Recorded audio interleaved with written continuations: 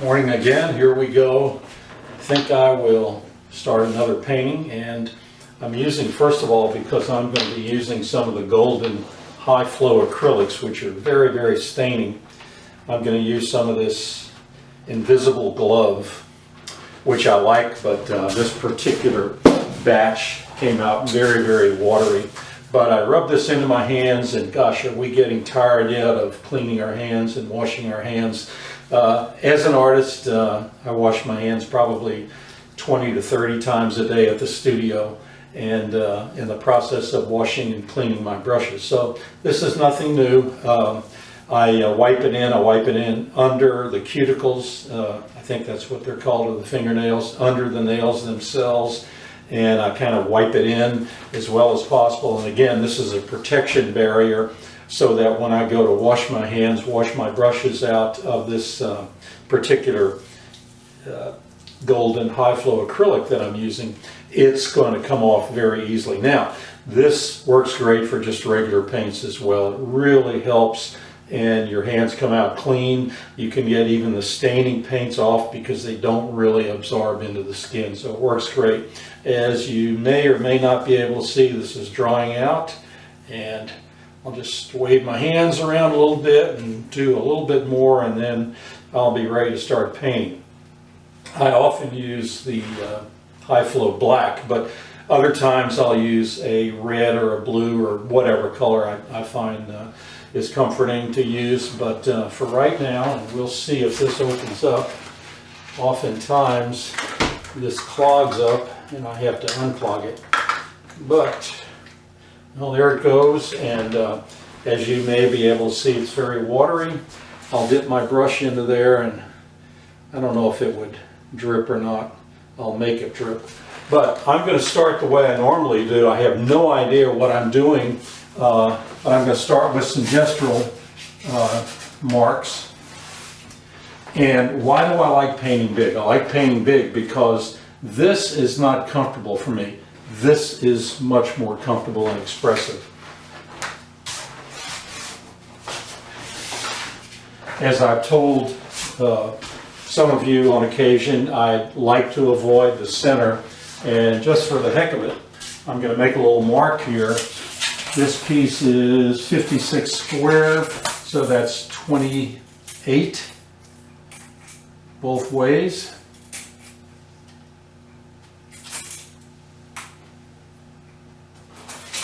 And I'm going to wipe it off. I just want a vestige of it to show through. I don't want it to be hard to cover up.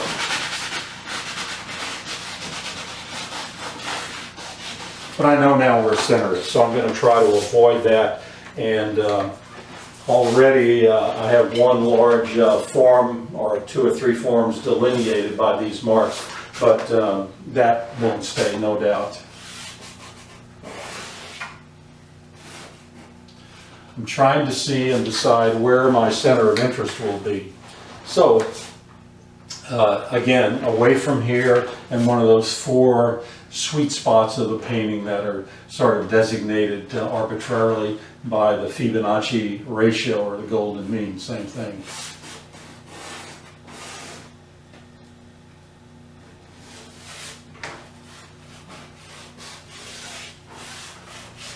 Usually on my verticals and horizontals, I like to stay clear of the center mark as well.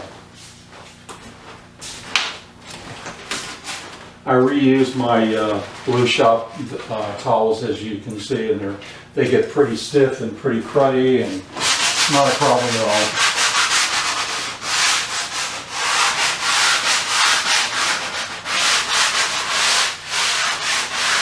I would like for my easel to be, even though it's a steel easel and very, very solid, I would like it to be even more solid. And it's one reason why I like painting on the wall, and I don't know if that's in the picture frame or not, but I paint on a huge panel that I made. That particular piece is, I think, 55 by 80, so it's large. And working against something solid is really nice.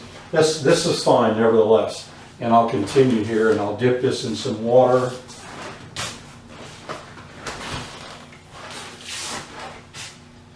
We get a splatter and a couple of drips.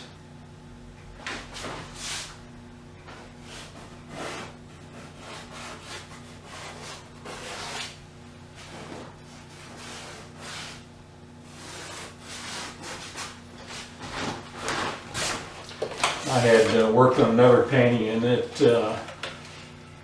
think I had some Titan buff in there on the brush and I didn't clean it, but that's okay. I'm going to take the brush and use it, and I think I'll get some of the, I guess it's already here, some of this airbrush medium which I use to thin out the paints.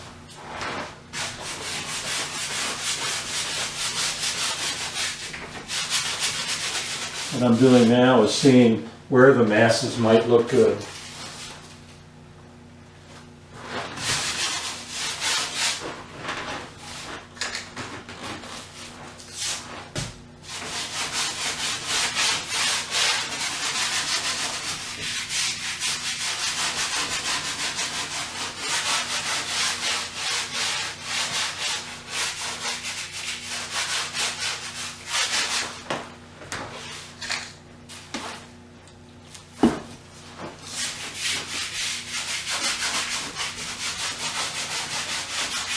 I can see now I'm going to have to stiffen this canvas because it's too loose, and putting this very damp, wet, loose paint, almost inky paint on there is not helping the matter. So what I'll do when I take a break is get behind there and wet it down with a sponge.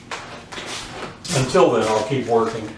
It's workable. I don't like working this way, but it's doable.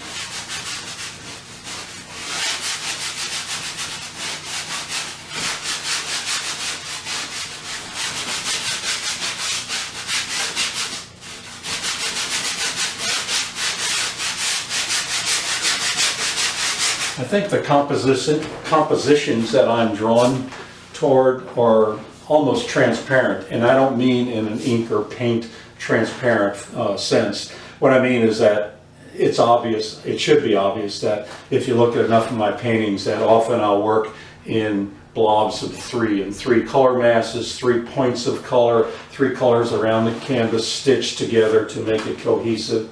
So obviously 1, 2, 3 masses of color. And have no idea where this is going to go. I'm just letting it take me, and that's fine for now. That'll work. I'll wet this paper towel down again.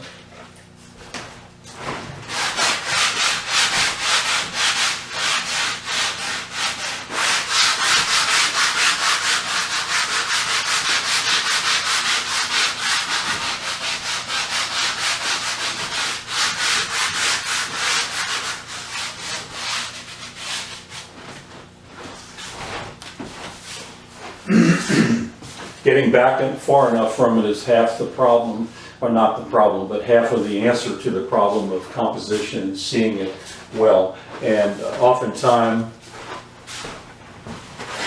I will use my trusty mirror that another artist friend gave me, and it gets me back double the distance as well. So I'm looking through it now and can see a little bit better than I would otherwise.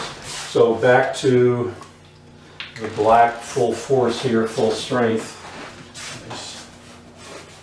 I can see now what's beginning to take shape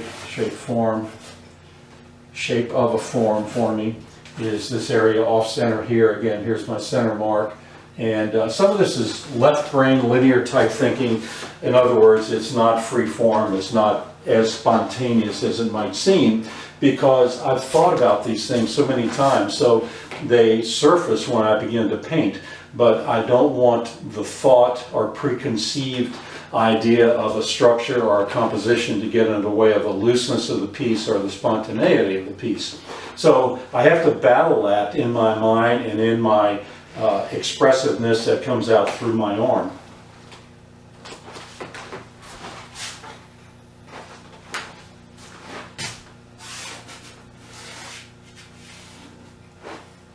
Too close to that center line.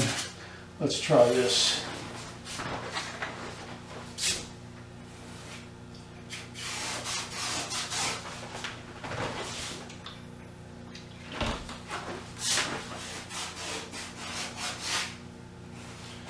Probably it's not a secret that these two items to some extent point toward each other. This thrust of this direction here is this way, but I'm going to adjust that because what I want it to do is what I just said. But the form itself contrasted to this form, form this X mark here, or this invisible X direction. And I'll probably do that with this piece up here, and I'll probably reinforce that.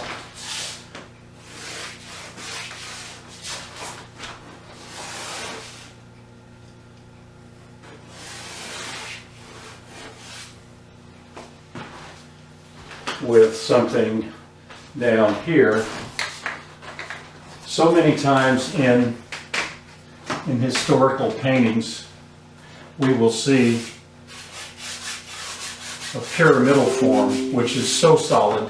The pyramid is just, or the triangle, excuse me, is the most solid form that we can have engineering-wise to work with, and visually it's the most solid form too. Look at so many of the Virgin Mary paintings, or any portraits that are very, very solid, and you'll see the pyramidal form. Often a person whose hands are crossed and the head is the top point of the pyramid. In any case, that's sort of what I have going on when I do that type of painting. This is not one of those. This will be more of an X composition, and let's see how this works.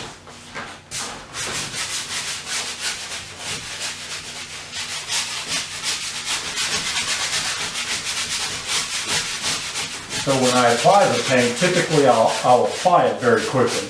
I think about it, but then when I actually put the paint down, I do that very quickly.